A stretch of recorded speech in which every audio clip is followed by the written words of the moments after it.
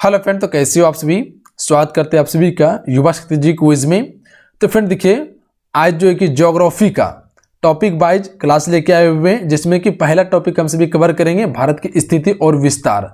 जो भी इस टॉपिक से प्रश्न बनने वाले हैं, मोस्ट इंपॉर्टेंट क्वेश्चन जो पेपर में पूछे जाते हैं, वो सारा क्वेश्चन को आज की इस क्लास में हम सभी कवर करेंगे।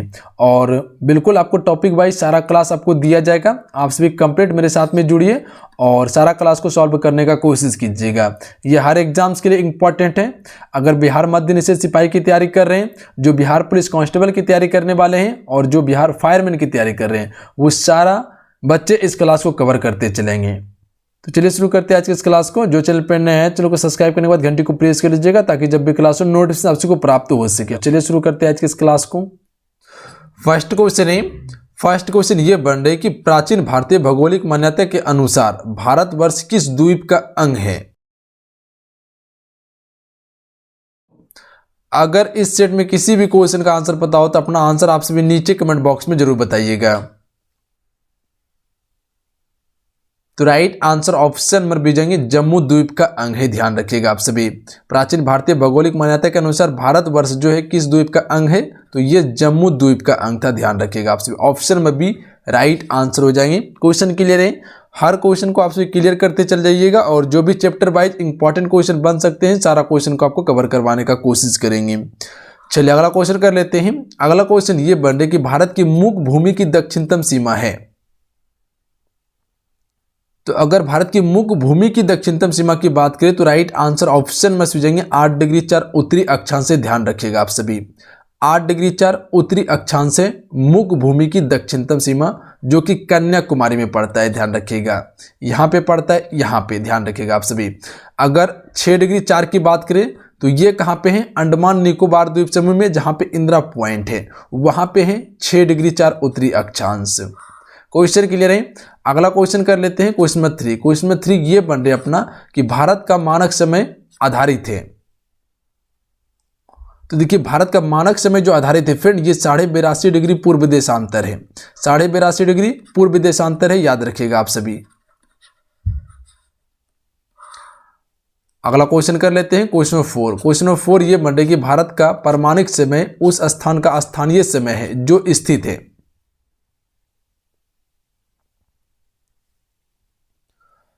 तो ये स्थित है इलाहाबाद के समीप, जो कि नैनी नामक स्थान से गुजरता है। मिर्जापुर के नैनी नामक स्थान से गुजरता है, ध्यान रखिएगा। और ये परमाणिक समय जो है भारत का, ये भारत के 5 राज्यों से होकर गुजरती है। ध्यान रखिएगा आप सभी, लिख देते हैं साइड में, आप सभी याद रखिएगा। तो याद रखिएगा आप सभी, उत्तर प्रदेश, मध्य प्रदेश, छत्तीसगढ़, उड़ीसा और आंध्र प्रदेश से होकर गुजरती है भारत का परमाणिक समय। ध्यान रखिएगा आप सभी। अगला क्वेश्चन कर लेते हैं। अगला क्वेश्चन ये बन रहे हैं कि इंडियन स्टैंडर्ड टाइम और ग्रीनविच मीन टाइम में कितने का अंतर है। तो देखिए, इंडियन स्टैंडर्ड टाइम और ग्रीनविच मीन टाइम के बीच जो अंतर होता है फ्रेंड, वो कह सकते हैं कि 5 घंटा 30 मिनट का अंतर होता है, 5.5 घंटा का। ऑप्शन में सी राइट आंसर रहेंगे। अगला क्वेश्चन कर लेते हैं, द्वीपों सहित भारत की तट रेखा की लंबाई कितनी है। अगर सारा द्वीप को मिला लिया जाए, लक्षद्वीप और अंडमान निकोबार द्वीप समूह को मिला लिया जाए, तब भारत की तट रेखा की लंबाई कितनी होगी। तो हम सभी कह सकते हैं 7516.5 किलोमीटर होगी। ध्यान रखिएगा आप सभी, द्वीप समूह मिलाने के बाद। अगर मुख्य भूमि की बात किया जाए, सिर्फ भारत की बात किया जाए, द्वीप को हटा दिया जाए, तो इसकी तट रेखा की लंबाई कितनी है, तो 6100 किलोमीटर है। कितना, 6100 किलोमीटर। और सिर्फ स्थलीय सीमा की लंबाई की बात किया जाए तो ये कितना है, 15200 किलोमीटर। कितना, 15200 किलोमीटर। अगला क्वेश्चन कर लेते हैं क्वेश्चन नंबर 7। भारत का क्षेत्रफल विश्व के कुल भौगोलिक क्षेत्रफल का कितना प्रतिशत है।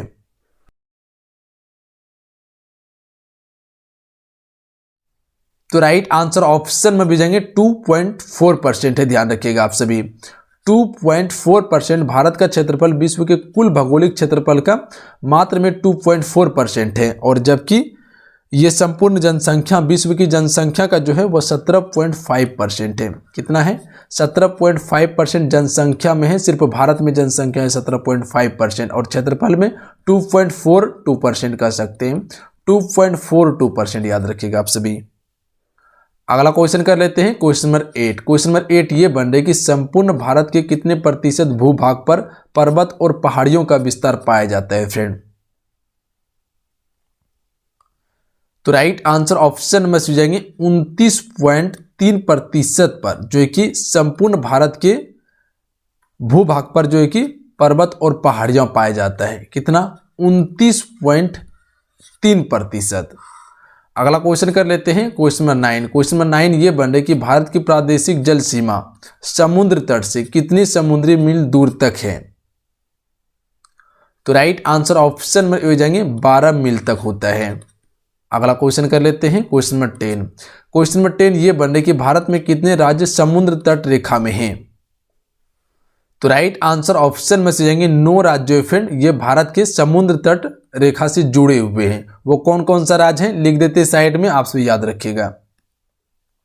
तो इस प्रकार से 9 राज्य जो है कि समुद्र तट रेखा से लगे हुए, कौन कौन से? गुजरात, महाराष्ट्र, गोवा, कर्नाटक, केरल, तमिलनाडु, आंध्र प्रदेश, उड़ीसा और पश्चिम बंगाल। ध्यान रखिएगा, फिर से रिपीट कर देते हैं। गुजरात, महाराष्ट्र, गोवा, कर्नाटक, केरल, तमिलनाडु, आंध्र प्रदेश, उड़ीसा और पश्चिम बंगाल। ये सभी राज्य है कि भारत की तटीय समुद्र रेखा से लगे हुए राज्य, याद रखिएगा आप सभी। अगला क्वेश्चन कर लेते हैं, भारत में निम्नलिखित में से किस राज्य की तट रेखा सबसे लंबी है।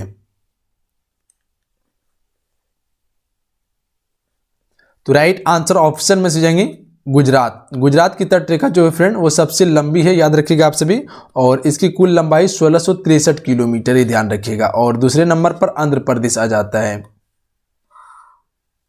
अगला क्वेश्चन कर लेते हैं, निम्नलिखित भारतीय राज्यों में से किससे कर्क रेखा नहीं गुजरती है। देखिए कर्क रेखा जो फ्रेंड ये 23.5 डिग्री उत्तरी अक्षांश रेखा है। 23.5 डिग्री उत्तरी अक्षांश रेखा है जो भारत के 8 राज्यों से होकर गुजरती है। कौन कौन सा राज्य है साइड में लिख देते हैं, याद रखिएगा आप सभी। तो ये राज्य का नाम है, पहला है गुजरात, उसके बाद जो है कि राजस्थान आ जाएगा, उसके बाद मध्य प्रदेश, छत्तीसगढ़, झारखंड, पश्चिम बंगाल, त्रिपुरा और मिजोरम है। ध्यान रखिएगा, गुजरात के बाद राजस्थान, उसके बाद मध्य प्रदेश, छत्तीसगढ़, झारखंड, पश्चिम बंगाल, त्रिपुरा और मिजोरम है। ये 8 राज्यों से होकर गुजरने वाली रेखाएं, ध्यान रखिएगा। जबकि उत्तर प्रदेश से ये रेखा नहीं गुजरती है, याद रखिएगा आप सभी। मध्य प्रदेश, गुजरात, झारखंड ये सभी से कर्क रेखा गुजरती है। क्वेश्चन क्लियर है, ध्यान रखिएगा आप सभी।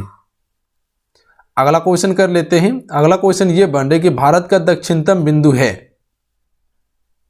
तो राइट आंसर ऑप्शन में से जाएंगे इंदिरा पॉइंट। इंदिरा पॉइंट जो फ्रेंड ये भारत की सबसे दक्षिणतम बिंदु है, जो कि अंडमान निकोबार द्वीप समूह में स्थित है, और ये भूमध्य रेखा से 876 किलोमीटर की दूरी पर स्थित है। सबसे नजदीक दूरी पर आपका इंदिरा पॉइंट ही है, याद रखिएगा। इसका पुराना नाम क्या था? पिग्मिलियन पॉइंट था। इंदिरा कॉल कहाँ पे है? ये लद्दाख क्षेत्र में है, और जो कि सबसे उत्तरी बिंदु है इंदिरा कॉल। अगला क्वेश्चन कर लेते हैं, इंदिरा पॉइंट का अन्य नाम क्या है। अभी आपको बताया कि इंदिरा पॉइंट का जो है कि पहले नाम क्या था? पिग्मिलियन पॉइंट था, याद रखिएगा आप सभी। क्या था? पिग्मिलियन पॉइंट के नाम से पहले से जाना जाता था। अगला क्वेश्चन कर लेते हैं। अगला क्वेश्चन ये बन रहा है कि भारत की मुख्य भूमि को रामेश्वर द्वीप से अलग करता है। तो देखिए भारत की मुख्य भूमि को रामेश्वर द्वीप से जो अलग करता है, ये करता है Pamban channel. Option number B right answer है, याद रखिएगा आप सभी। कौन सा चैनल करता है? तो पंबन चैनल करता है। अगला क्वेश्चन कर लेते हैं। अगला क्वेश्चन ये बन रहा है कि आदम का पुल निम्नलिखित में से किन 2 देशों के मध्य स्थित है। तो देखिए फ्रेंड आदम का पुल जो स्थित है ये भारत और श्रीलंका के मध्य में स्थित है। क्वेश्चन क्लियर है, ध्यान रखिएगा आप सभी। ऑप्शन में सी राइट आंसर है। आदम का पुल कहाँ स्थित है? तो भारत और श्रीलंका के मध्य में है। अगला क्वेश्चन कर लेते हैं। अगला क्वेश्चन ये बन रहा है कि दक्कन पास किसके बीच स्थित है। तो दक्कन पास जो स्थित है फ्रेंड ये दक्षिण अंडमान और छोटा अंडमान के मध्य में स्थित है दक्कन पास। अगला क्वेश्चन है, द्वीप एक द्वीप है। तो ये गुजरात तट का एक द्वीप है, द्वीप, याद रखिएगा आप सभी। सी राइट आंसर है। क्वेश्चन क्लियर है। अगला क्वेश्चन कर लीजिए। अगला क्वेश्चन ये बन रहा है कि श्रीलंका को भारत से पृथक करती है। तो हम सभी जानते हैं कि श्रीलंका को भारत से जो पृथक करती है वो पाक जल संधि करती है। अगला क्वेश्चन देखिए, भारत तथा चीन के बीच सीमा बनाने वाली रेखा है। तो right answer option number B हो जाएंगे मैकमोहन रेखा। फ्रेंड मैकमोहन रेखा जो है ये भारत और चीन के बीच सीमा बनाने वाली रेखा है, जो कि कहाँ पे है, अरुणाचल प्रदेश में। और इसका निर्धारण हुआ था 1914 में। कब हुआ था? 1914 में हुआ था, शिमला में इसका निर्धारण किया गया था। याद रखिएगा आप सभी, शिमला में किया गया था। भारत और पाकिस्तान के बीच कौन सी रेखा है? तो रेडक्लिफ रेखा है भारत और पाकिस्तान के बीच में। ड्यूरेंट रेखा किसके किसके बीच में है? तो ये पाकिस्तान और अफगानिस्तान के बीच में है। अगला क्वेश्चन कर लेते हैं, निम्नलिखित में से किस देश के साथ भारत की अंतर्राष्ट्रीय सीमा नहीं लगती है? तो राइट आंसर ऑप्शन में जाएंगे श्रीलंका। श्रीलंका जो है फ्रेंड ये भारत के साथ अंतर्राष्ट्रीय सीमा साझा नहीं करती है, जबकि पाकिस्तान, बांग्लादेश और भूटान ये सभी करती है अंतर्राष्ट्रीय सीमा साझा। और श्रीलंका जो है कि ये जलीय सीमा साझा करती है, ना कि अंतर्राष्ट्रीय सीमा। अगला क्वेश्चन कर लेते हैं, भारत की सबसे लंबी अंतर्राष्ट्रीय सीमा किस देश के साथ है? तो फ्रेंड याद रखिएगा आप सभी, भारत की सबसे अंतर्राष्ट्रीय लंबी सीमा जो है ये बांग्लादेश के साथ में है। किस देश के साथ में? बांग्लादेश के साथ में। अगला क्वेश्चन कर लेते हैं। अगला क्वेश्चन ये बन रहे क्वेश्चन नंबर 23। क्वेश्चन नंबर 23 ये है कि भारत का कौन सा भू आकृति विभाग प्राचीनतम है? तो राइट आंसर ऑप्शन में हो जाएंगे प्रायद्वीपीय पठार। फिर प्रायद्वीपीय पठार जो है ये भारत का सबसे भू आकृति विभाग प्राचीनतम है। अगला क्वेश्चन देख लीजिए। अगला क्वेश्चन ये बन रहे कि कोंकण तट कहां से कहां तक विस्तृत है? तो right answer option number C हो जाएंगे गोवा से दमन तक विस्तृत है कोंकण तट। अगला क्वेश्चन करते हैं। अगला क्वेश्चन ये बन रहे कि भारतीय क्षेत्र में स्थित दो ज्वालामुखी द्वीप हैं। तो राइट आंसर ऑप्शन में से हो जाएंगे बैरन एवं नारकोंडम ज्वालामुखी। ये दोनों ज्वालामुखी जो है फ्रेंड ये कहाँ पे हैं? भारत क्षेत्र में स्थित है, जो कि अंडमान निकोबार द्वीप समूह में पड़ते हैं, बंगाल के खाड़ी में पड़ते हैं, ये क्षेत्र में है, ध्यान रखिएगा आप सभी। अगला क्वेश्चन कर लेते हैं, न्यू मूर द्वीप कहाँ है? तो ये भी जो है फ्रेंड ये बंगाल की खाड़ी में है। ऑप्शन में सी राइट आंसर है, ध्यान रखिएगा। न्यू मूर द्वीप कहाँ पे है? तो बंगाल की खाड़ी में। अगला क्वेश्चन कर लेते हैं, क्वेश्चन नंबर 27। क्वेश्चन नंबर 27 ये है कि दक्षिण गंगोत्री क्या है? तो फ्रेंड आपसे को बताऊंगे कि दक्षिण गंगोत्री जो है ये क्या है? अंटार्कटिका में स्थापित भारतीय वैज्ञानिक अनुसंधान केंद्र है। क्या है? अंटार्कटिका में स्थापित भारतीय वैज्ञानिक अनुसंधान केंद्र है ये। अगला क्वेश्चन कर लेते हैं। अगला क्वेश्चन ये है कि भारत का एकमात्र शीत मरुस्थल है। तो देखिए भारत का एकमात्र शीत मरुस्थल जो है ये लद्दाख है। लद्दाख जो है फ्रेंड ये अभी क्या है? केंद्र शासित प्रदेश है और ये एकमात्र भारत का शीत मरुस्थल है। अगला क्वेश्चन करते हैं। अगला क्वेश्चन ये है कि भारत की सबसे बड़ी सुरंग जवाहर सुरंग किस राज्य में अवस्थित है? तो देखिए भारत की सबसे बड़ी सुरंग जिसे हम जवाहर सुरंग कहते हैं और ये जम्मू कश्मीर राज्य में। देखिए राज्य जम्मू कश्मीर राज्य नहीं है, ये एक केंद्र शासित प्रदेश है अभी। अगला क्वेश्चन देख लीजिए। अगला क्वेश्चन ये है कि 1983 में अंटार्कटिका जाने वाले प्रथम वैज्ञानिक दल का नेतृत्व किसने किया था? तो देखिए इसका नेतृत्व जो किया गया था डॉक्टर S.Z. कासिम के द्वारा किया गया था। ऑप्शन में सी राइट आंसर रहेंगे। अगला क्वेश्चन करते हैं। अगला क्वेश्चन ये बन रहा है कि गारो, खासी एवं जंतिया पहाड़ियां संरचना एवं उत्पत्ति की दृष्टि से निम्नलिखित में से किसका भाग है? तो ये मुख्य भाग जो है फ्रेंड ये हिमालय पर्वत श्रेणी का भाग है। किसका भाग है? हिमालय पर्वत श्रेणी का भाग है गारो, खासी और जंतिया पहाड़ी।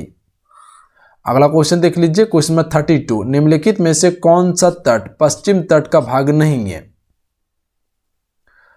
सबसे पहले ये समझ लीजिए पश्चिम तट का भाग है कौन कौन सा। देखिए काठियावाड़ तट ये पश्चिम तट का है, कोंकण तट पश्चिम तट का है, मालाबार तट ये भी पश्चिम तट का है, जबकि आपका कोरोमंडल तट पश्चिम तट का नहीं बल्कि ये पूर्वी तट में है। अगला क्वेश्चन कर लेते हैं। अगला क्वेश्चन ये बन रहे कि लक्षद्वीप के द्वीपों की उत्पत्ति निम्नलिखित में से किस प्रकार से हुई है फ्रेंड? तो देखिए लक्षद्वीप की द्वीपों की उत्पत्ति जो है फ्रेंड वो हुआ है परवाल उत्पत्ति से। ऑप्शन में सी राइट आंसर है, ध्यान रखिएगा। लक्षद्वीप समूह अरब सागर में स्थित है और इसमें कुल 36 द्वीप है स्थित। अगला क्वेश्चन देखिए। अंडमान और निकोबार द्वीप समूह एक दूसरे से किससे पृथक हुई है? तो इसका जो विभाजन हुआ है 10 डिग्री चैनल से हुआ है। तो हम सभी कह सकते हैं अंडमान और निकोबार द्वीप समूह के मध्य में कौन सा चैनल है, तो 10 डिग्री चैनल है। अगला क्वेश्चन देखिए, अगला क्वेश्चन ये है कि निम्नलिखित में से कौन सा युग्म सुमेलित नहीं है। तो right answer option number B हो जाएंगे नागपट्टिनम, ये आंध्र प्रदेश में है, ये गलत है। नागपट्टिनम जो है फ्रेंड ये कहाँ पे है, तमिलनाडु में है, जबकि कोयली गुजरात में है, नुमालीगढ़ असम में है, नुमालीगढ़ असम में है और मनाली तमिलनाडु में है। अगला क्वेश्चन देखिए, अगला क्वेश्चन ये बन रहा है कि भारत के राज्यों का निम्नलिखित में से कौन सा एक युग्म सबसे पूर्वी और सबसे पश्चिमी राज्य को इंगित करता है। तो सबसे पूर्वी और सबसे पश्चिमी राज्य को जो इंगित करता है वो है पूर्व में अरुणाचल प्रदेश और पश्चिम में गुजरात है। अरुणाचल प्रदेश की सबसे पूर्वी बिंदु को हम सभी किबिथु कहते हैं, जो कि अरुणाचल प्रदेश में ही है, और गुजरात में सबसे पश्चिमी बिंदु सरक्रीक है। अगला क्वेश्चन देख लीजिए, मन्नार की खाड़ी किसके तट के साथ अवस्थित है। तो right answer option number A हो जाएंगे तमिलनाडु के तट के साथ अवस्थित है मन्नार की खाड़ी। अगला क्वेश्चन देखिए, अगला क्वेश्चन ये बन रहा है कि भारत किस गोलार्ध में स्थित है फ्रेंड। सबसे पहले ये समझ लीजिए आप सभी कि भारत स्थित कहाँ पे है। ये है पूरा पृथ्वी का ग्लोब, और इस रेखा को हम सभी कहते हैं ग्रीनविच रेखा या देशांतर रेखा कहते हैं, जो कि पृथ्वी को पूर्व और पश्चिम भागों में बांटती हो। और इस रेखा को हम सभी कहते हैं भूमध्य रेखा या 0 डिग्री अक्षांश रेखा कहते हैं, जो कि पृथ्वी को उत्तर और दक्षिण भागों में बांटती हो। और यहाँ पे अपना भारत देश है, याद रखिएगा आप सभी, कहाँ पे है, यहाँ पे अपना भारत देश है। तो हम सभी कह सकते हैं भारत जो स्थित है वो है उत्तरी और पूर्वी गोलार्ध में। ध्यान रखिएगा, उत्तरी और पूर्वी गोलार्ध में है। तो भारत कहाँ स्थित है, उत्तर और पूर्वी गोलार्ध में है। यहाँ आप सभी समझ लीजिएगा भारत की जो स्थिति है वो 8 डिग्री 4 से 37 डिग्री 6 उत्तरी अक्षांश है। 8 डिग्री 4 से 37 डिग्री 6 उत्तरी अक्षांश से, और वहीं 68 डिग्री 7 से 97 डिग्री 25 जो है कि पूर्वी देशांतर है। क्या है, पूर्वी देशांतर है, ध्यान रखिएगा। भारत की कुल लंबाई कितनी है फ्रेंड, उत्तर से दक्षिण की अगर बात किया जाए, उत्तर से दक्षिण की बात किया जाए तो 3214 किलोमीटर है, और पूर्व से पश्चिम की ओर 2933 किलोमीटर। भारत का कुल क्षेत्रफल कितना है, 32,87,263 वर्ग किलोमीटर। विश्व में भारत का स्थान क्या है क्षेत्रफल में, तो 7वां स्थान है, और जनसंख्या में दूसरा स्थान है। अगला क्वेश्चन कर लेते हैं। अगला क्वेश्चन ये बन रहा है कि निम्नलिखित में से वह राज्य क्षेत्र कौन सा है जिसकी सीमा मिजोरम से नहीं लगती है।